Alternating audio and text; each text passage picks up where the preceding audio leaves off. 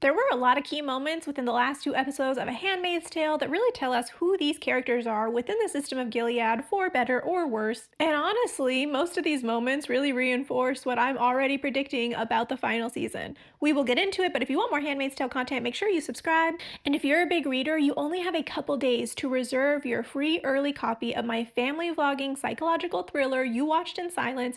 My publisher is giving 250 copies away to people who join my cover reveal campaign. All you gotta do is join my street team and then share the cover from your socials on cover reveal week. It starts May 1st. The book follows a fan who becomes nanny to her favorite canceled family vlogger on a cozy Washington island, but soon faces both paranormal and parasocial horrors. It's got vibes of Haunting of Hill House, but the twisty, repulsive plot of books like Verity.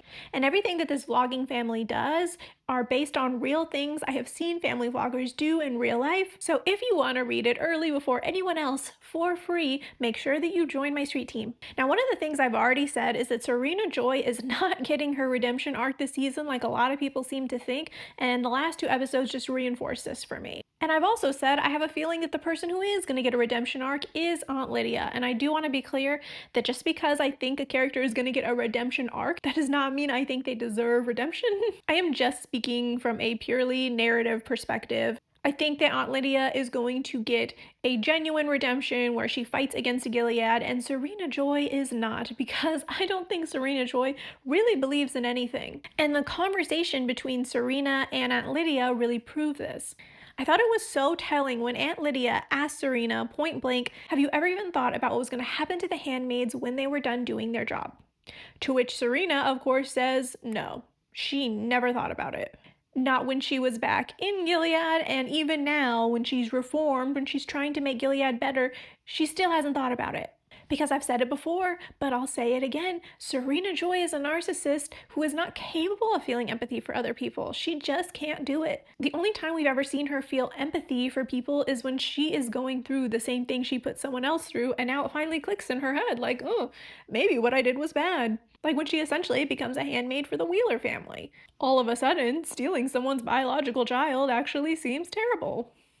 But this reformation of hers, her trying to change Gilead for the better, that is not coming from like a genuine place of wanting to make things better. That is simply Serena Joy trying to feed her ego, because that's all Serena knows how to do. In every situation, she wants to be the hero. And when she was creating Gilead, she was going to be the hero that saved America and made it a country of God. And now that the entire world hates Gilead, she's going to be the savior who makes Gilead better and more progressive. Are you seeing a pattern here, though? Because at the end of the day, for Serena Joy to care, Serena Joy has to be the center of attention. She has to have power. Honestly, I don't even believe that Serena Joy has very strong religious convictions. And I think, again, that shows in her conversation with Aunt Lydia, because for all of Aunt Lydia's flaws, she does have very serious religious convictions. So like when Serena pitches the idea that the handmaids should go to the fertility center, she says that that's good branding, that fertility is the handmaid's brand. And Aunt Lydia is kind of horrified to hear this, but she does agree that they should end up with the fertility center, but Aunt Lydia says that's not branding, that is a divine calling. It just goes to show that Serena is still thinking about this from the perspective of a businesswoman, the perspective of a PR person.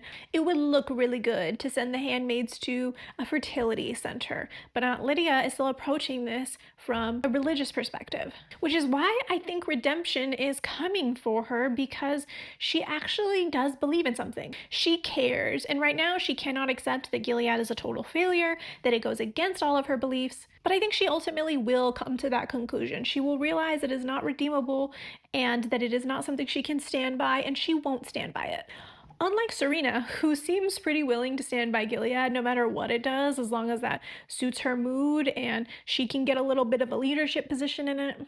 Serena saw the hypocrisy when she was an initial leader of Gilead and she didn't care. Even now, she didn't really think about what was happening to the handmaids and didn't try to do anything about it. Serena never really seemed to care if Gilead was in line with the values she claimed she wanted, but Lydia always did, and I think it's going to be her final straw that the handmaids that keep Gilead going are treated so badly. And I don't see Serena getting the same redemption arc, because I do not believe that Serena stands for anything. I don't think she has values, I don't think she has beliefs, and I think this relationship with Commander Wharton even proves that. Because, girl, what are you doing? You have known this man for a couple weeks. She has no reason to love him or have any real feelings for him. They haven't known each other very long. And she said it herself. She came to New Bethlehem to reform Gilead, to do work, to write, to be independent, not to get married again. But leave it to Serena to cave the very second a man gives her any attention or validation, because at the end of the day, she is such a freaking pygmy. And I honestly do believe that a lot of female conservative pundits who go and spew conservative talking points are the same as Serena. Honestly, it's pick-me behavior. It's not that they actually believe these things. It's not that they're actually so religious and believe that women belong in the house, because they're not in the house. They're out here doing interviews and press tours and writing books. It's that if they say those things, they get the validation of the patriarchy. They get the validation of men. Serena got to be a star for the far right, saying that women belong in the kitchen. Meanwhile, she says it herself, she can't cook.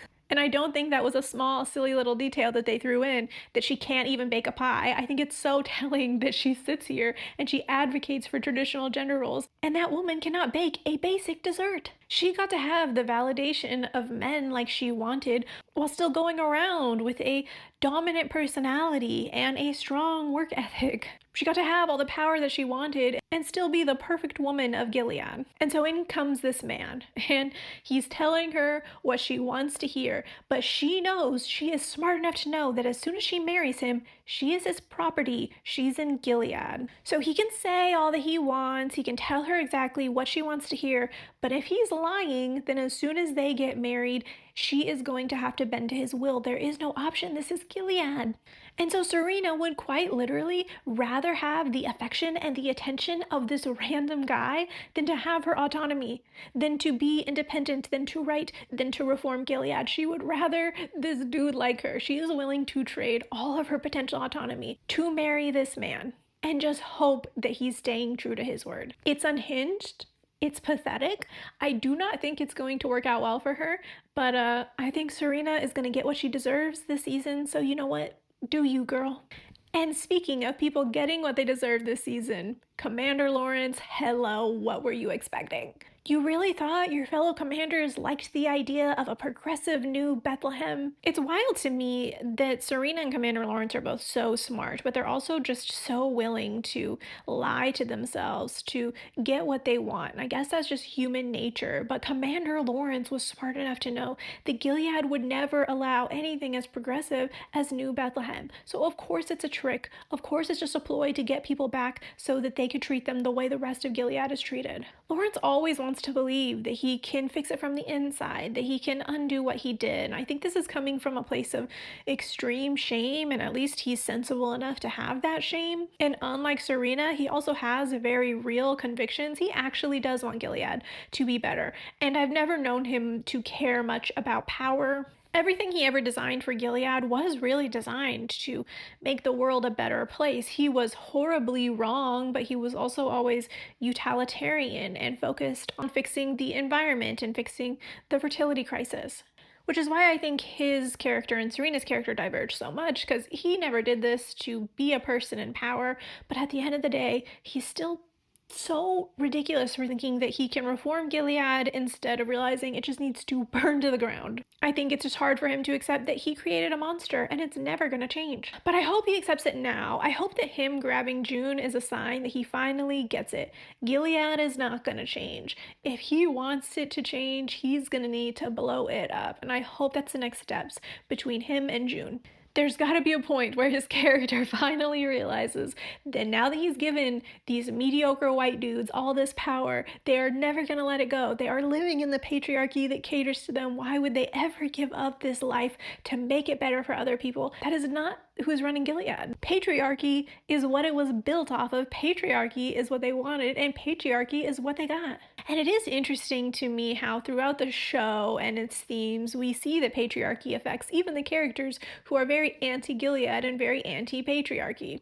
There's no better example of this to me than Luke, because what is that man doing this season? Look, when June called out Moira, she was wrong. She was entirely in the wrong to act like Moira couldn't handle herself, that Moira didn't know how extreme Gilead was. Moira can handle herself. Moira has ended a commander's life. Moira escaped.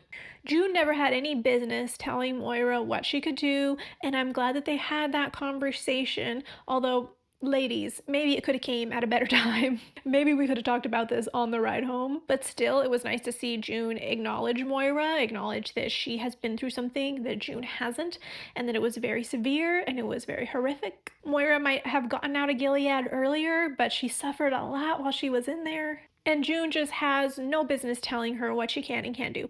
But she has every business to tell Luke what he can or can't do, because Luke got out right away. Luke has never lived under Gilead. And it does not sit right with me that he doesn't seem to respect June's opinion on this. It feels so much that him immersing himself in this rebellion has nothing to do with wanting to do what's smart, wanting to do what's right, wanting to save Hannah, because he's not doing any of those things. It is not smart for him to go in. He doesn't know Gilead. He's also not directly saving Hannah. If there was an actual rescue mission for his daughter, I would understand him feeling like he needs to be there, but none of what he's doing is that. He's just doing these random acts of violence against Gilead, great, but June is right. He's not prepared for it, and he keeps failing time and time again. He obviously got stuck in Gilead, but even after that, when they go to Jezebel's, he almost ruins it again. He does not know how to talk to that commander. He doesn't take the lead of the person who's with him, who probably knows more than him, and potentially gets himself caught. He's lucky that he wasn't caught. And it just feels so much like him doing this is more about his manhood and needing to prove himself to June. And I think he feels pretty threatened by Nick, who obviously has a lot of power in Gilead, who has ended a lot of lives in Gilead, and I think he feels the need to go one for one with Nick. And it's just so ridiculous because, like, man, can we get past this? Can we get past this, like, manhood thing, this, like, I need to be tough thing, I need to go in thing? You're not just not useful, you're a liability. Stay in Canada. Go to Alaska. Take care of your daughter. Your wife is a lot more equipped to deal with this. And honestly, neither of you have to deal with this. June wanted to go back to Alaska. If your wife, who has been trapped in Gilead, is asking you to just go and take care of her daughter with her, then go do that. Go be a family. It just doesn't sit right with me the way that he is not respecting her opinion. And speaking of Nick, this is just a theory, but I'm kind of feeling like his father-in-law is on to him. I have a feeling that they knew that that eye was never going to fully recover. He was never going to come back enough to be able to tell people what happened. And I think that he told Nick that he was getting better just to see if he passed away shortly after Nick found out. If Nick would do something to that eye, signaling that Nick actually had something to do with it. And I do not trust Wharton because his demeanor with Serena is so different than his demeanor with Nick. What he's telling Nick is important in Gilead is so different than what he is saying is important to Serena. And if he does have malicious intent, then securing Serena, making her his wife, making the strongest voice in New Bethlehem his wife, and then also being on to Nick, I don't know. I kind of don't think that that's going to end well for either of them. And where is Nick's wife in this? I really wish we were getting more of her perspective. She's about to have Nick's baby. We barely see her at all. I'm hoping that when she actually has the baby, we'll get more of their relationship, because I really do think that that might be a turning point for Nick. I've said before, I don't know where his character arc is going this season, but I could see him just standing with Gilead, settling down with Gilead, especially when his son comes. Maybe Commander Wharton is even a part of making him settle in Gilead, but I kind of don't think we're going to be super happy with what Nick decides to do. All in all, though, I'm both very anxious and super eager to see what happens this season. Again, if you guys want more Handmaid's Tale content, make sure you subscribe. And don't forget, just a couple days to secure a free early copy of my book by joining my street team, so make sure you go do that.